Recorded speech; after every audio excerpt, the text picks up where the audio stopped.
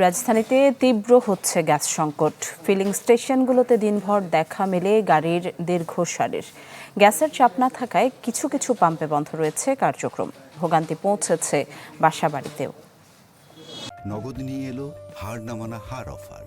সর্বনিম্ন 10,000 টাকা রেমিটেন্স নগদে পাঠালে থাকছে স্বর্ণের হার জেতার সুযোগ।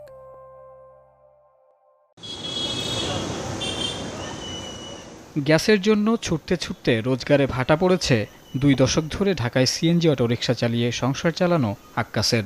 দীর্ঘ লাইনেই কেটে যাচ্ছে দিনের বেশিরভাগ সময়। দিন শেষে যে গ্যাস পাচ্ছেন তাতে মিটছে না চাহিদা। 6 ঘন্টা কিন্তু গেছে আমার এই পাম্পে। তো 6 ঘন্টায় মনে করেন তো গ্যাস পাম্প হয়তো 100 টাকার। তো 100 টাকার গ্যাসে আমি কয় টাকা ভাড়া মারবো? হাইট গেলে 500-700 টাকা, 1000 টাকা ভাড়া মারলাম কি, তাই না? এরপরে আমার তো ফের আবার পাম্পে যাওয়া লাগছে। পাম্পে তো আবার 6 ঘন্টা সিরিয়াল নিয়ে ফের আবার 100 টাকা গিয়ে ঢুকবি আমার। গেল কয়েকদিনের গ্যাস সংকটের কারণে চরম বিপাকে গাড়ির চালক মালিক সবাই। রাজধানীর সিএনজি স্টেশনগুলোতে সকাল থেকেই দেখা মেলে গাড়ির লম্বা সারি। গ্যাসের চাপ না থাকায় কিছু পাম্পে বন্ধ রয়েছে এলএনজি সরবরাহ।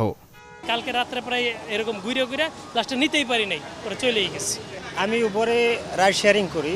আমি সকাল 9টা থেকে দাঁড়িয়েছি, তো গাড়ির কাছাকাছি আসে দেখি পাম্প বন্ধ। আর ঘন্টার পর ঘন্টা সিরিয়াল ধরে থাকতে হয়, আবার রাইতে অনেক সময় অনেক রাইতে থাকতে হয়, রাইতে 1টা, 1:30, 2টা পর্যন্ত।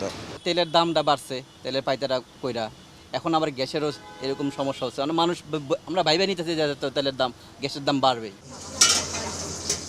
সড়ক থেকে রান্নাঘর সবখানে পৌঁছেছে ভোগান্তি। ঢাকার বেশিরভাগ এলাকার বাসাবাড়িতে সময় মতো হচ্ছে না রান্না। রাত্রে রান্না করার চেষ্টা করি, কিন্তু দেখা যায় না, রান্না করতেই পারতেছি না। সকাল বিকাল রাত এই কষ্ট করতে হচ্ছে। বিশেষ করে রাতের বেলা গ্যাস আসলে তো সেটা কোনো লাভ নেই, কিন্তু বেশিরভাগ সময় দেখা যায় যে আমরা বাসায় আসলে আসরের পর, অর্থাৎ 5টা বেজে যায় খাবার খেতে খেতে। আমরা সারাক্ষণ গ্যাসের পেছনেই চিন্তা ভাবনা করি, তাহলে আমাদের জীবন কিভাবে চলবে? কালকেও রান্না করে 2টা বাজে ঘুমাইছি। প্রতিদিন যদি এরকম হয় তাহলে আমরা কিভাবে চলবো? যত দ্রুত সম্ভব জাতীয় গ্রিডে গ্যাস সরবরাহ নিশ্চিত করে জনদুর্ভোগ লাঘবের তাগিদ ভুক্তভোগীদের। মোহাম্মদ শফিক, চ্যানেল 24, ঢাকা।